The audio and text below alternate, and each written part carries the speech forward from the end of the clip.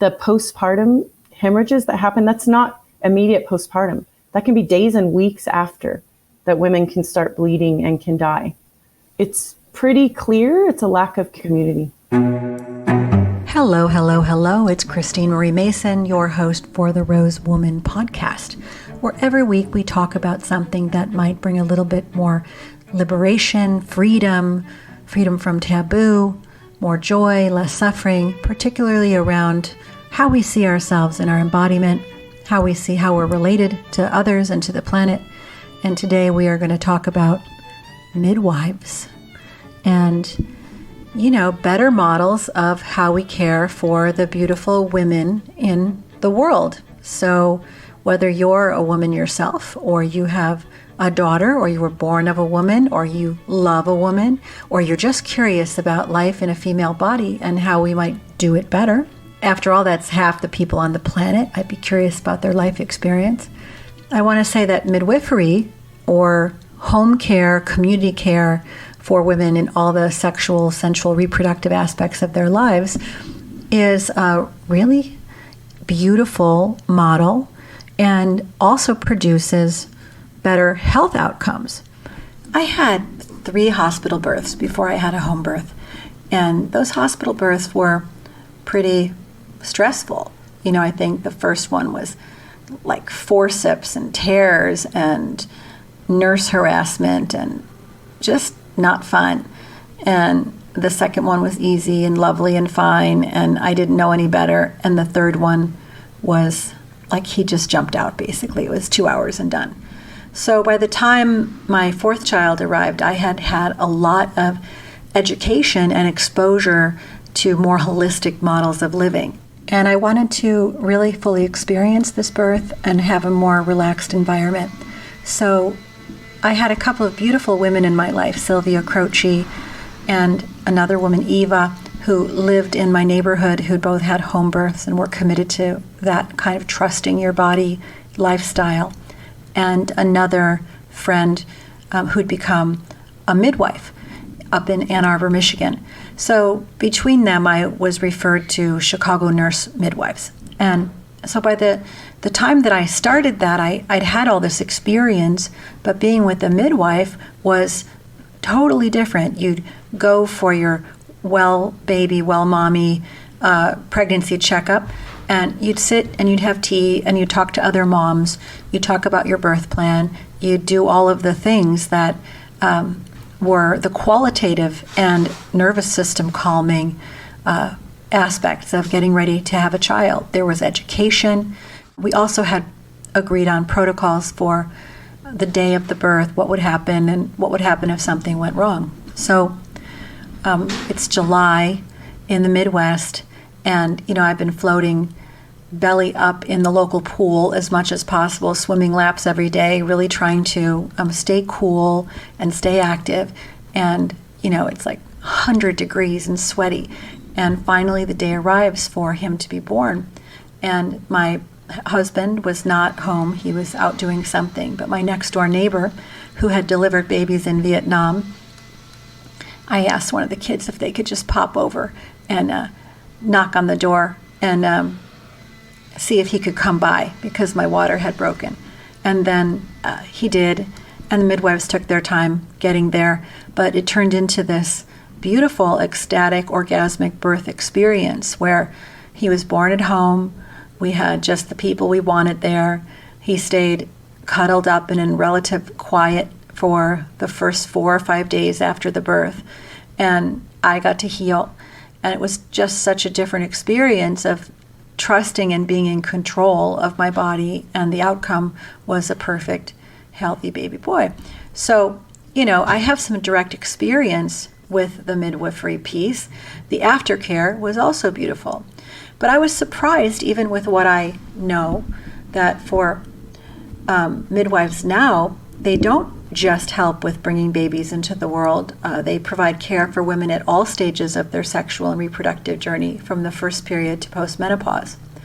And in preparation for this episode, I wanted to check on the data of what are the outcomes for healthy women who are having a baby, whether it's in the hospital or it's a planned home birth, or a birthing center that's more standalone, or even a birthing center that's integrated.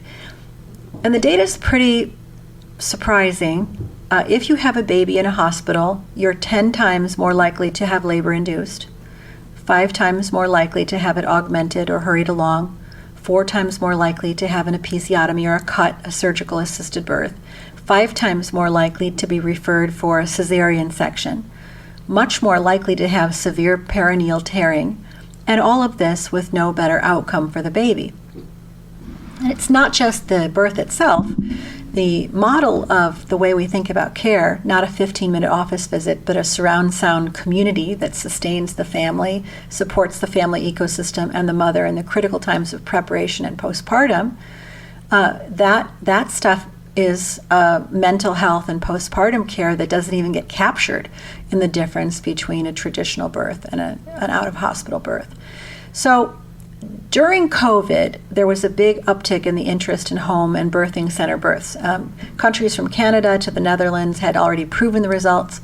And then in 2021, there was this really incredible article in Frontiers in Sociology that provided extensive data on the safety, economics, and logistics of pivoting to childbirth at home or in freestanding birth centers during COVID. And that also laid out some of the misleading summaries of the official statements from some of the industry associations. When you look at the underlying data that's in the studies that the industry association cites, they're not really telling the full story. So you know that there are a lot of vested interests in keeping things the same with the birthing industry and the death industry, both of the way we enter this world and the way we leave this world. So as with all things, it's helpful to be informed and to decide for yourself. So that's one of the reasons we're doing this today. It also relates heavily to, do you trust your body?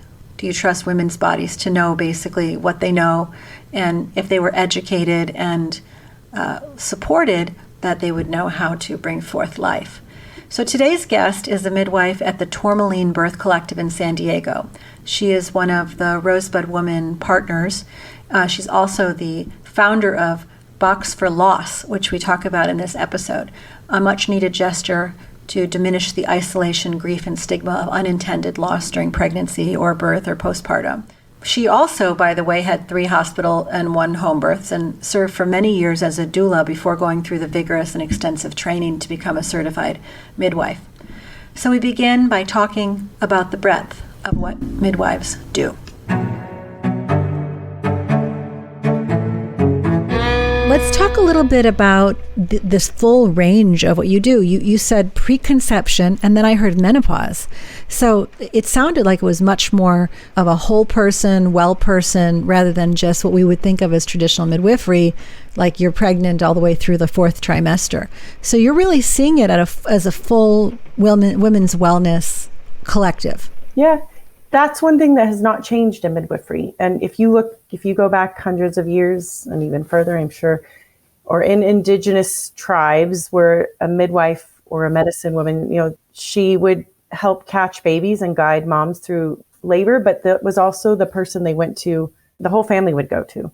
I don't want to use the word medicine man or medicine woman, but they did much more than just catching babies, because you know that if you start this education and you talk about health earlier, and you at 11, 12 years old, you're talking to a young woman about her menstrual cycle and what's normal. And she sees her mom, her auntie, grandmother giving birth, through marriage, giving birth and menopause, like cycling. If all of this is talked about around them as very normal and there's no like stigma put around it, it opens up the conversation, and you're being able to relate, like you said, when you were talking about the cycle class, you said have everyone, women of all ages in there.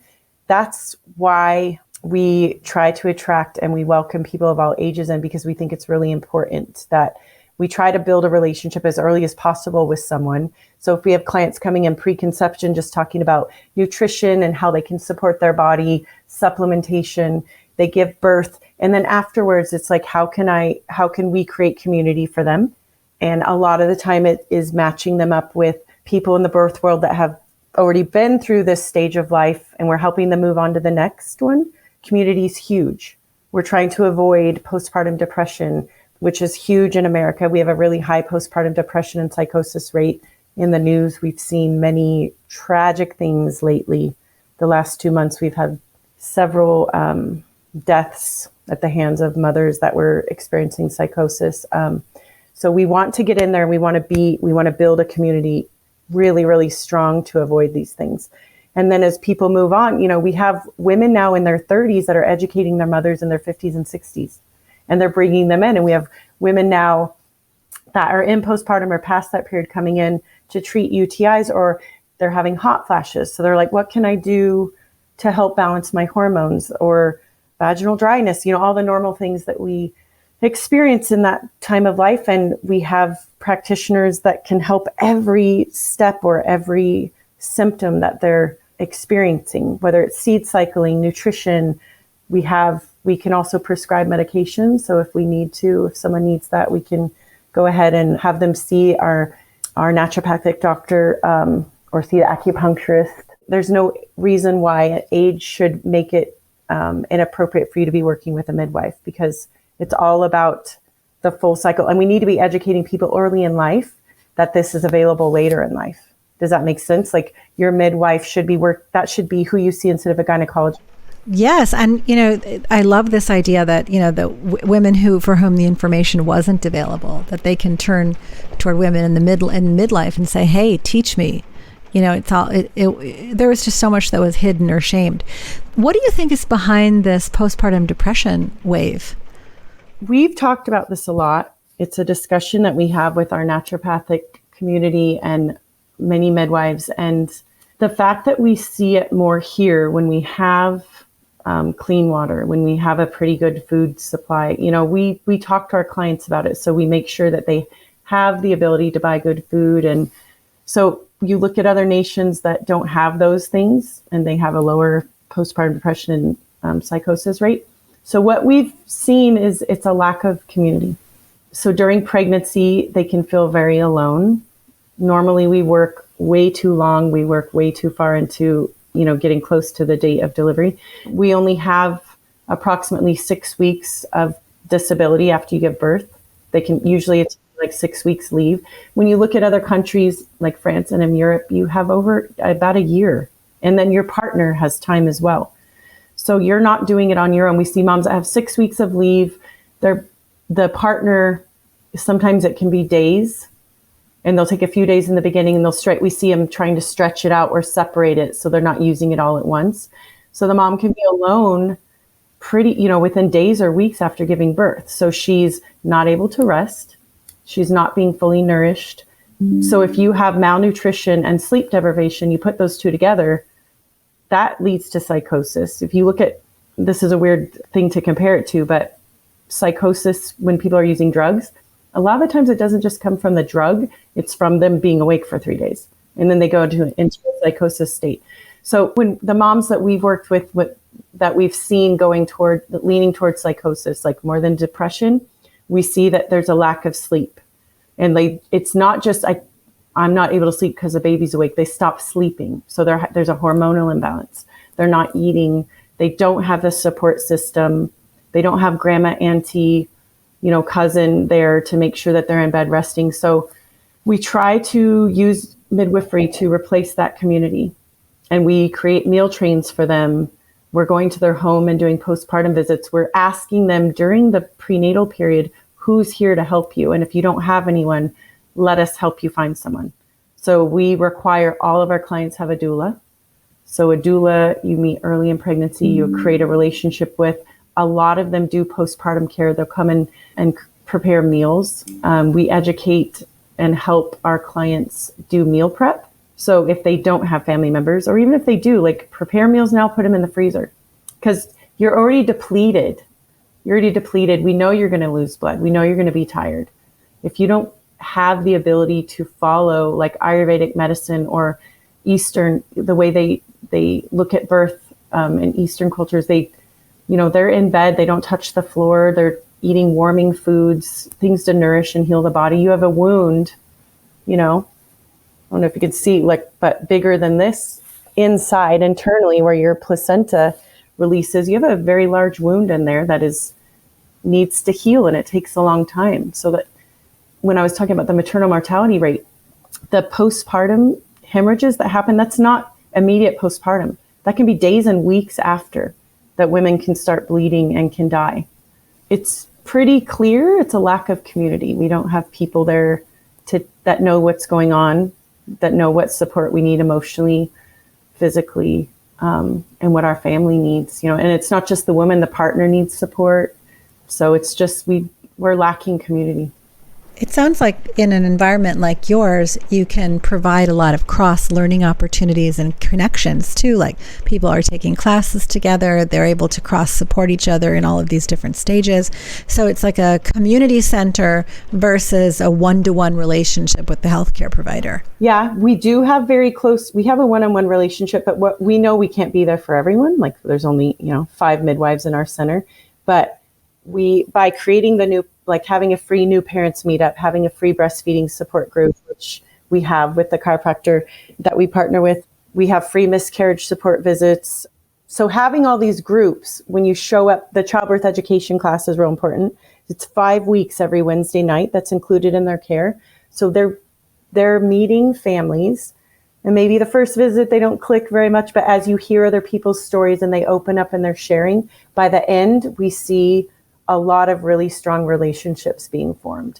Plus, they're forming relationships with the doulas that attend and the educators that attend. So yeah, we're trying to build community. It was really cool. On Instagram, we see moms posting, and there'll be 10 babies celebrating a birth, the first birthday of one baby, and all those babies were born at our center. So these moms have created these relationships. We introduce them, and they're coming to see us 3 months. They come in and they do a vaginal steaming or yoni steaming. And we let them know, this is not the end of your care. This is just moving on to the next, now what phase of life are you in now? So we want to make sure we're maintaining contact with them. We see really good outcomes from that. And that's why we want to share this. It's not to tell people about our birth center. We want people to understand this model of care, and we want them to try to replicate it. And let's look at the countries that are doing better, and we can do it. We have the ability, we have the resources in this country to support women better. And we're in it, there's definitely a crisis in women's health.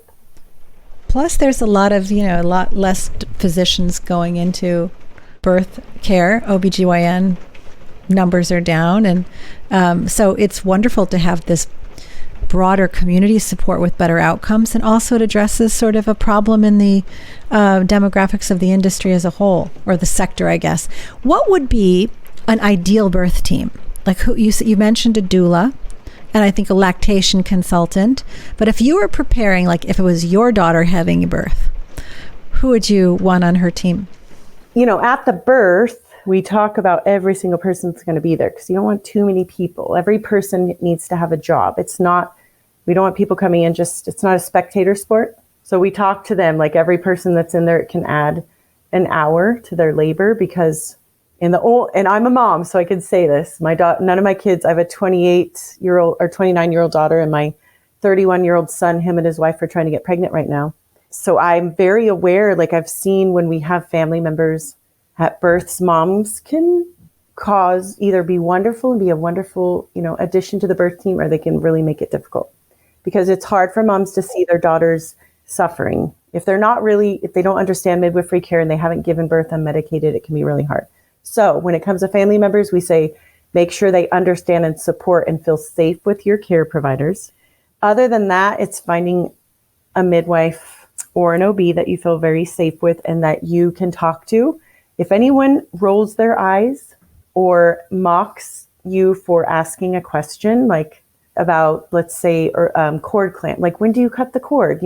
I've had doctors that laugh at that, but it's a really important question, and there's a really good answer, and it's actually very beneficial if you do cut the cord later. So making sure that your care provider answers every question you have, gives you choices, true informed consent. I think that's very important, and we educate our clients. It's not just midwives. If you go to an OB, you go to a gynecologist, go to a cardiologist, I don't care who it is.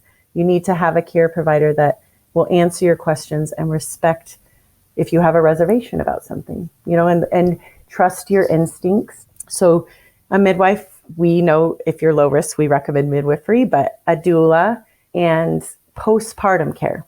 So planning postpartum. If you have a baby, we want to make sure during the birth you have someone to take care of your child so that your brain can relax. You're not worried about your other children. But postpartum, having someone to prepare food for you. If you can't, if you don't have family members, making sure that you have someone to do laundry, take care of the kids, cook. These are all things that we suggest, by the way, that you put on your baby shower list. Like, you don't need very many baby clothes. You don't need very many things for a baby.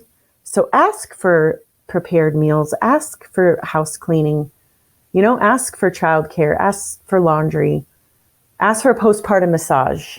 Those are the things that are going to help you provide better care for your child. So your team is really all of that. You do not have to do it alone. Yeah. I think that's one of the biggest messages in general with most things. It's like, we can rest in the field of community if we can cultivate that and build it. We don't have to do all this stuff alone. So we're kind of trying to reinstate the community of women that would naturally have existed in a less separatist society. That's exactly it. It's like everything I just mentioned to you, there would have been someone in their community that played that part, that provided that service naturally. Like I said, auntie, grandma, cousin, neighbor. We don't have that here. So, it's going to cost money now because it's not a family member. So it's preparing and not being embarrassed to say, listen, we have plenty of clothes and diapers. But what we really could use is postpartum, a night doula that comes in and helps with the baby in the middle of the night, especially for parents that have to go back to work at 6 weeks. We need to make the most out of that 6 weeks. And lactation counselors and support is really important, because even though we love breastfeeding and we know that it's the best for baby, it's not always easy. So let's, help support moms and teach them that it's okay, that it's stressful, that it might be painful. There's things that we can do. We recommend all of our clients see a chiropractor for craniosacral or for chiropractic adjustments, because we have a lot of babies, especially now, and this is another topic, but a lot of tongue ties. We don't know exactly why that's happening, but craniosacral is something that's really amazing that can be used to help resolve or make breastfeeding easier by doing adjustments on baby. On the baby. Mm-hmm. You wrote a blog that says that midwifery care can significantly reduce the number of abortions, and I was wondering if you could speak a little bit to that also. So I did not write that one, but I know what you're talking about. I believe Josie, our clinical director, wrote that. And it's about community. So we know that a lot of people feel like they don't have options and they feel hopeless. I'm going to start off. We have a lot of people that have come into this center unpartnered, and we're creating a program right now specifically for that, but we make sure that we meet as a team to talk about how to support that person. So if people could come to their midwives, to their community, and let them know the situation they're in, if they had hope, if they knew that they had the support and they could financially and emotionally take care of this child, and that they were going to have a community, don't you think they'd feel less hopeless and like there was no other option? Definitely less pressure. Yeah. So that's how we feel. We want everyone, everyone deserves to be able to make the choice they want, but we don't want them to feel pressured into doing something because they feel alone and because they feel like they don't have the support they need. And being a mother, even being married and having a family, I've been in the position where you don't feel like you have enough support and you can't do it all. I was a single mom with 3 kids and had to work and feel like you can't provide for your children, much less your self-care. You never feel like you can take care of yourself in the right way. So being able to educate people that they have somewhere to go, which is why we started our nonprofit. We have a nonprofit associated with the center as well, where people, it's not only for affluent, it's not just a trendy thing, which we see on Instagram, midwives and doulas and birth centers seem kind of trendy, but we don't want that to deter people. You deserve care, no matter what your financial status is or your background, you deserve the same care. And you deserve to go to a beautiful center. It doesn't have to be community healthcare that is really unappealing and cold and can leave you feeling alone, like you can go to a beautiful birth center and you can have relationships with a good relationship with your midwives, and you can find childcare or find a pod or a community where you can share. We have a lot of women in our center doing nanny sharing or childcare because they have to go back to work. So it's like being creative and figuring out how we can help each other. That's what I long for. I spend a lot of time in an intentional community on the Big Island. It's transgenerational, and the difference between living there and waking up and doing a yoga practice and cooking a meal together and, being able to hand off childcare versus the dominant culture it's so vast. I really feel like if I could see one move in the world, it would be to bring that to urban environments. More group housing, co-housing, cooperative childcare, more living together in general. I think a lot, you said France is where you were really inspired by that. We've seen so many things in the Netherlands and in Denmark that are doing co-housing so well. But I don't think I've seen it here. It's amazing. So I think the movie is Happy. There's a movie called Happy, and they show that co-housing, and it's in a Scandinavian country, and there's a single mom they're interviewing, and they all cook. I think they just have to cook, like they cook for the entire community once a month. So they all enjoy meals together, and there's older ones that live there. So this mom, she's like, I remember her saying, even though I'm a single mom, my kids have grandparents and my kids have aunts, and it's so beautiful. It makes you so emotional because I think it's so important for us to realize the beauty in community. We're really into, I love what you're saying. I love that you're living that way. Here, we're younger generations are really into getting, like, we want to share our feelings. We want to feel heard. We want to be respected. And those are all important things, but it's not the most important. I had someone tell me that, a practitioner recently, she's like, those are not the most important things in the world. She's like, you need to open your eyes and you need to rise above and look at what's going on. What's the most important thing you can do is, how can you help someone around you? She's like, that's going to change who you are and fulfill you. And that's going to create community instead of just focusing on ourselves and getting what we need. Like usually when you open your eyes and you're looking around at what other people need, you end up getting the support you need as well. And that's how you build community. And I thought it was really beautiful. But that movie is awesome, the movie Happy, and it talks exactly about what you're saying. Yeah, interesting that the other movement in the community, because we try to do these attunement practices, and one was, the most recent one, was what if we just changed our entire mission to becoming the best listeners on earth? Like, what if you could listen, like, to your own needs and to the person you're speaking with and to nature, and do it not just with your words, but with your whole body and your energetic system, like your craniosacral person would be doing, listening to energy currents. And what would it be like to be walking in the world in such a way that you were really aimed at being the best listener? I mean, that's the heart of care.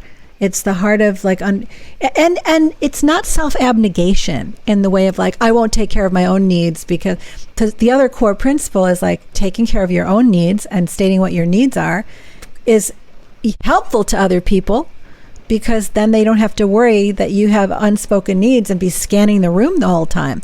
They can be, you're clear, you're saying, and that they know you'll speak up and say, dude, I am tired. Could somebody please cook dinner tonight other than me? That's an important thing to be able to ask for help. Yeah. But it can't be the only thing. That can't be the priority in your life, or it's like you have to come first. If you're not healthy, you can't help others, right?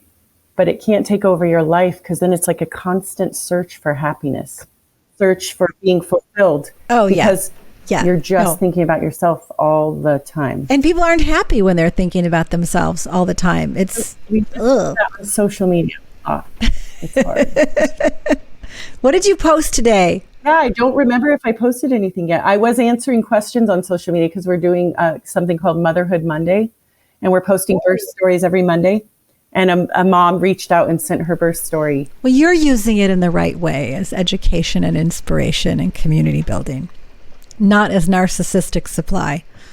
You're really doing important work. Another thing we've been reading a lot about with Rosebud is orgasmic birth and ecstatic birth and all of these altered state of consciousness and power that comes when you're fully able to feel the birth moment. And also when a child can enter the world quietly, without the shocks to the system, that the child's in cooperation with the mother. Someone just brought us Ray Castellino's birth work, and it was mind-blowing. And there just is this feeling that, look, I'm really glad that we can save mothers' lives in childbirth in extreme circumstances. I'm really glad that we're past the point of people getting infections from doctors with dirty hands and all the things that used to happen. But there is a balance of returning to the natural wisdom of our tribe, of our indigenous land-based selves, and coupling the way humans are designed to live with technology. It's really beautiful. We get to experience a lot of different, San Diego is very diverse in its culture, and we've been able to see really beautiful births. I had a family that I got to support from Somalia, and so I got to learn about their traditions and ways to respect what they believe and the way they live. And he requested silence in the room after the baby was born because he wanted his voice to be the first one that was heard. And he said a prayer, which I thought was really beautiful, because when I gave birth in the hospital, it was loud, in and out, nurses walking in and out talking about their life. There's alarms on the wall every time there's anything, any need. It's just, there's no ceremony around birth. And I think this is what you're getting to, is like, we have a ceremony, we spend tens of thousands of dollars on weddings. It's a ceremony, right? Where it's the unity, it's bond, it's beautiful. We spend a lot of money and energy on that ceremony. We spend a lot of energy on funerals and money. It's a ceremony. But birth and death, so coming into the world, has become a medical thing.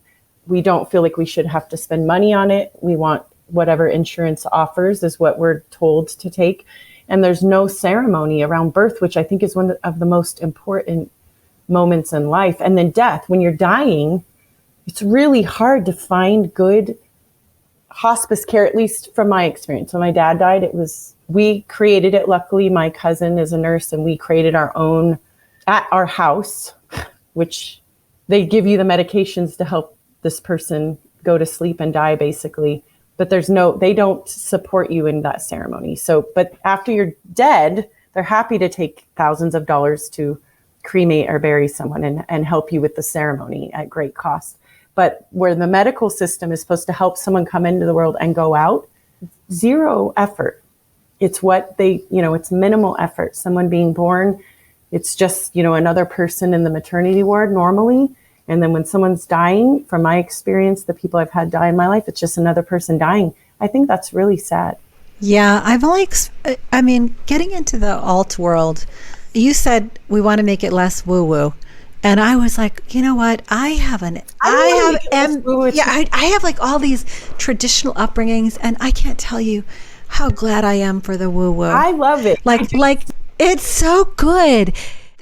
Because 43% of people, according to this article I just read, have had true grace unity consciousness experiences that they cannot explain. And so they don't tell anybody. Like, I feel that the longing for the reverence, the ceremony, the woo-woo is like still in us. And we've been like trained to numb from it. And you talking about that, like, I remember my friend Adam, when his mother was preparing to die, he set the house for a week and a half of like candles and musicians coming in and playing and her friends stopping in to visit. And it was like a 10-day potluck of people coming and expressing their love for her and just kissing her goodbye. And that's what we did for my dad. It was beautiful. Like, my aunt was there and my brother was playing guitar for my dad. But in the hospital, till they sent him home, it was the worst experience I've ever had. Like, I still have not healed from that. And I don't think it's the average human, like the average person in society, that is the woo-woo statement was more from the medical system. But I don't want to sound disrespectful. Like, they do. When I have attended many hospital births, and the comments you get from most doctors is they don't understand the education. They think we're just basing everything off of faith and, dancing around in a big skirt around with a stick waving it. Like, that's how you feel. That's when, even a doula, when I was a doula, some doctors are amazing, but a lot of them it's very, I don't know if it's like competition or they think we're trying to challenge their education, because they are very educated, but so are we. It's like there's a place for everything. So the woo-woo statement, I don't feel we're woo-woo, and I'm right. glad you brought that. Yeah. And also, can we just say it, that doctors are traumatized. They're abused, they're traumatized. They have like the highest rates of suicide, drug abuse, divorce of almost any profession. They're worried about getting sued.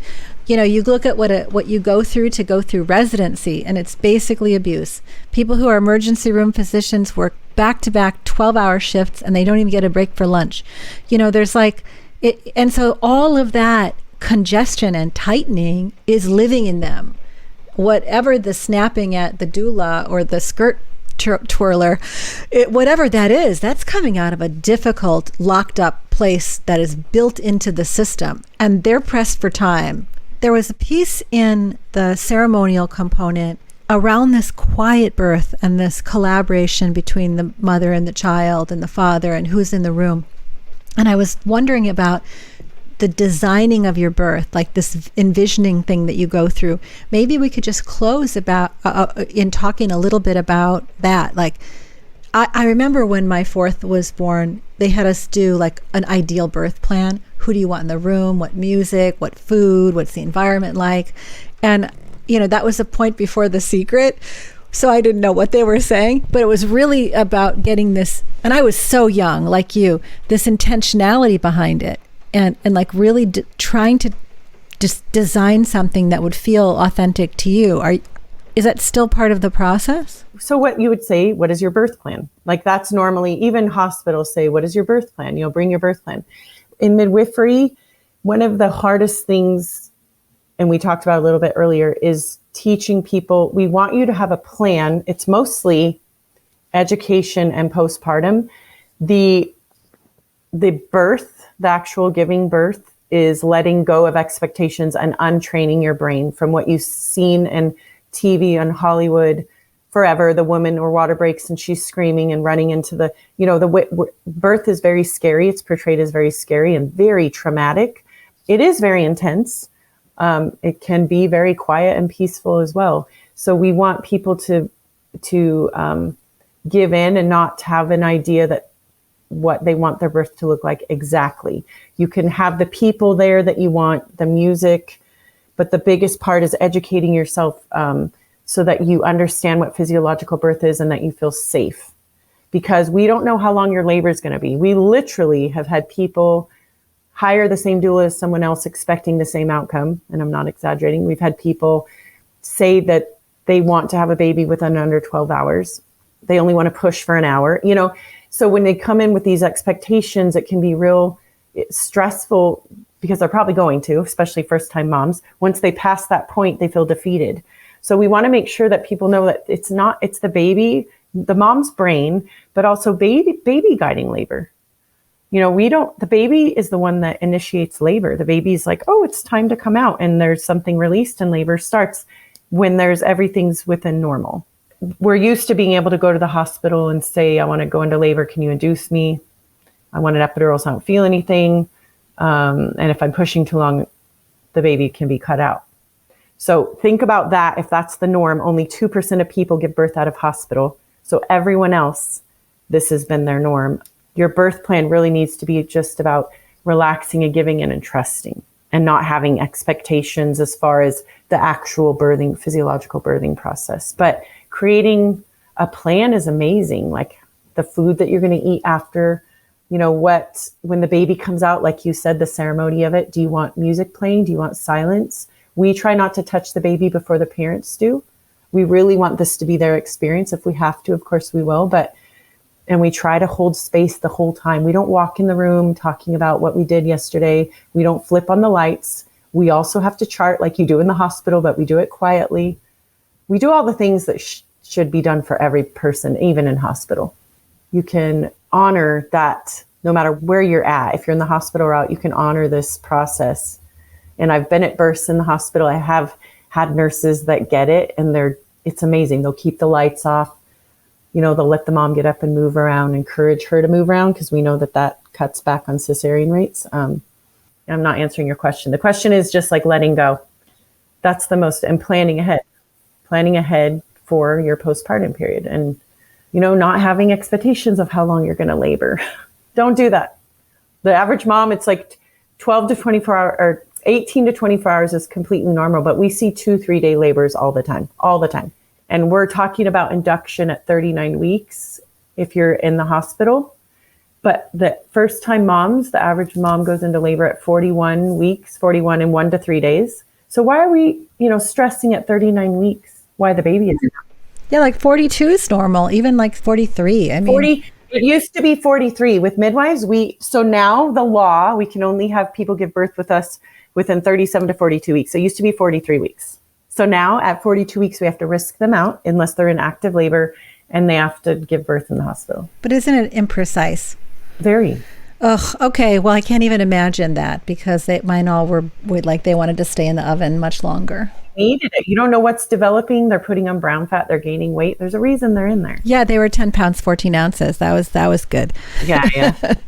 I'm so glad you're doing what you're doing. Is there anything that you would like to cover that we didn't cover? No, I just want to encourage.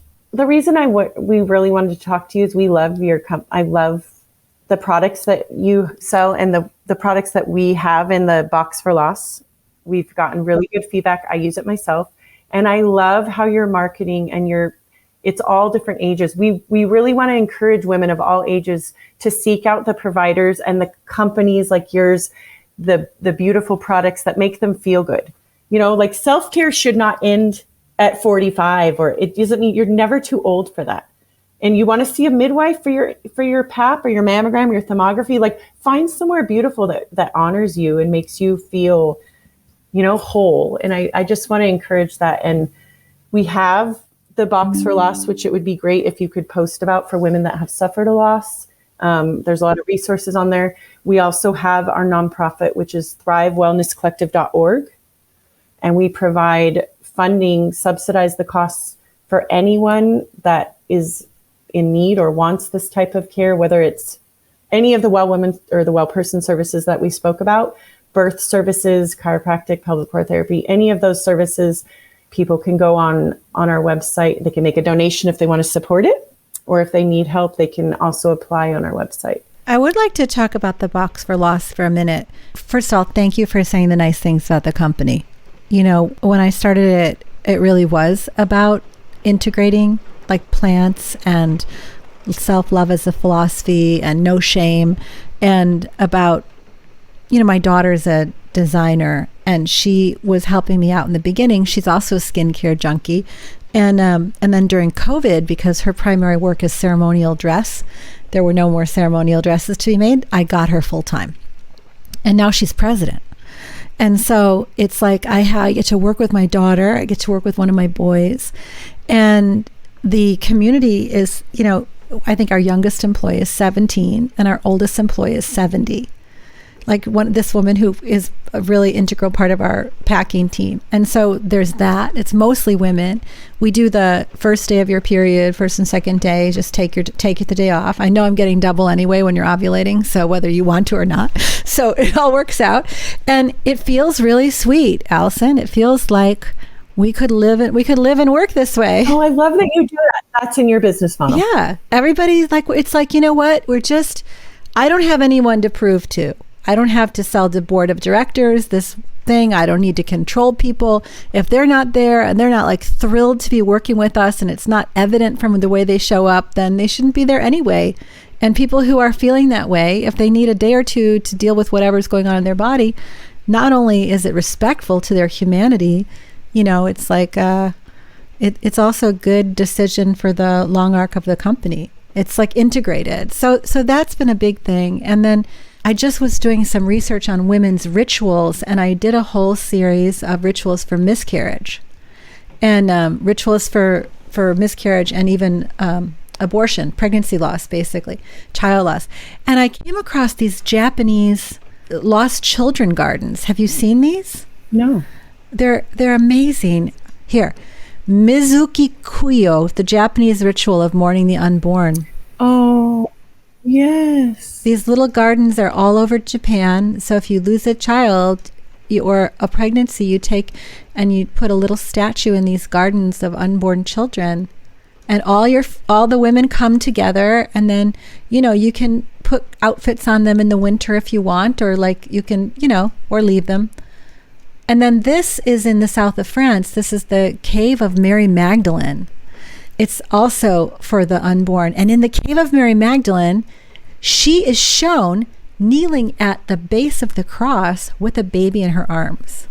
It's so beautiful. It's like headstones, except for these are the little... But they're little statues, they're little things, and that you don't mourn alone. When I was looking for imagery to support miscarriage rituals in the West, it was all these pictures of women by themselves crying into a hat. Because they don't... So here we're not supposed to tell you until we're 12 weeks because you might lose the baby. I'm like, well, you're going to lose the baby anyway. We always tell our clients, if you lose the baby, you're losing the baby. Now you've built a support system, people that know you were pregnant, they know what you need. So with Box for Loss and as midwives, we're always telling people, please still build your community. That's why we have the remembrance wall. We have all of the babies that have been born at the center on one wall, and across from it is the butterfly wall. And if you've lost or had any type of pregnancy loss, you can put up a butterfly because it still happened. It doesn't matter how far along or how early you were. If you told anyone, if you didn't, you're still suffering. And we don't believe that you should suffer alone. And we have a high percentage. So these also are lumped into that postpartum depression number that we have in this country. So it's important to honor that process. And we have women that have postpartum hemorrhages, home alone, don't know what to expect, what to do. They don't know how to have a safe miscarriage at home, or if they're doing a chemical abortion, or if they've had, they just don't educate women. So they go home and they handle this alone. So, and the other thing that I didn't know is, like, of course you're pregnant. After a miscarriage, you're going to have all of the postpartum chemicals that you would have had if you had had a baby. And like, you just think, oh, I'm going to take this pill, or this happened, it happened, and it's over. But it's months until that clears out of your system. And we don't educate people. They give them that pill and they send them home within a matter of hours, and they don't check up on them. So we have the program for them to come. They can call. We're trying to build it. We want midwives all over the United States to be answering the phone, to be doing these visits. So we have them in our area in San Diego, and we're trying to grow from there, is just create where women can call and have a visit with someone to look at them and humanize what they're going through and support them. And you're not alone, because you should not be going, you need your tribe, you need your village. It's really important. You should not suffer alone. You should not celebrate alone. Basically, you don't have to do it alone. So if someone is, tell us how the Box for Loss gets distributed, and how people who know someone who might need that, how would they get that? The website is boxforloss.com. So you can go on there, and on Instagram, it's again just Box for Loss. It's pretty easy to find. We just redesigned it. So they're rebuilding the website. So there's going to be more information on there. But they can still order the boxes right now, all the same. We make all the products. They're all organic, all artisan, handmade. A lot of thought goes into it. The tinctures, like physical and emotional support, the teas, they're all specifically for, to help support a woman and help her heal, whether, like I said, whether it's emotionally or physically. Our psychotherapist has put in, there's a quartz to use for meditation, and then she has a womb meditation to read. There's journal prompts. Your daughter, actually, when I met her at the Doula Collective, she had told me about, with her situation, she wanted to share some poems that she had written. And we've talked about that many times. I loved meeting her. She's very kind. You guys look similar. You remind me of her. Yeah, sometimes you hope your kids are going to be cool, and then they turn out like a lot better than you. She's in that category. I'd love to read. I don't know what that paper's for, what you're doing with it, but I would love to have it and read. I'm going to be Dr. Christine. Yeah? I'm getting a PhD. So that's for school? And it's for school. I'm 57 and I'm in school and running a company. It's like insane. It's like your fifth life. I was a makeup artist. I have every job that you can think of. And then at 40, I'm like, no, I'm going to be a midwife. It's blending, like my work and embodiment, love of the plants and nature, and this sort of yoga philosophy, science and philosophy I just love all that stuff. So this is at the intersection of that, women's embodiment, plant medicines and knowledge, not just psychedelics, which is getting way overplayed. It's like, yeah, okay, we get it. These things do work, but there's like 10,000 plants that can heal you in different ways. Like, let's broaden our view. And then these world, like, how does your cosmology determine whether or not you're happy? And like the cosmology of separation has fucked us over. So I'm done with this, my last class. That's so amazing. This term. And now I have to write the thesis. But see, I want you to share that with people, because I love that. I see so many people that feel that because of their age, they feel defeated.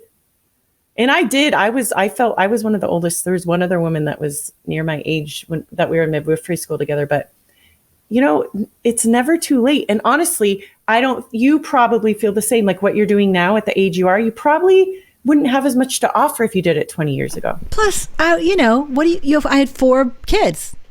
I had 4 and I was a single mom. And I was like, if I could feed them, keep my job and love them and like have some fun and occasionally have sex, that was like a win, Yeah. So really this period of life is like, I'm more occupied than I was then from a sheer time perspective, but it really is following like, what's your body of work going to be over your lifetime?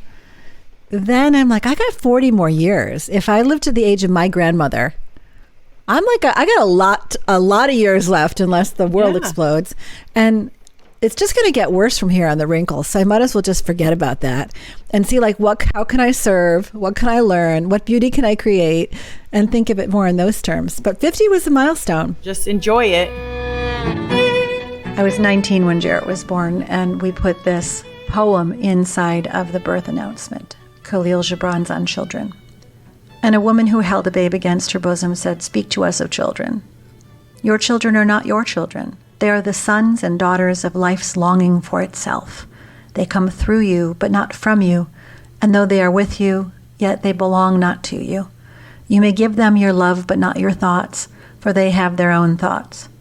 You may house their bodies, but not their souls, for their souls dwell in the house of tomorrow, which you cannot visit, not even in your dreams. You may strive to be like them, but seek not to make them like you, for life goes not backward nor tarries with yesterday. You are the bows from which your children, as living arrows, are sent forth.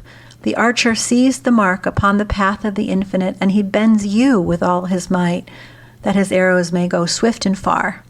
Let your bending in the archer's hands be for gladness, for even as he loves the arrow that flies, so he loves also the bow that is stable."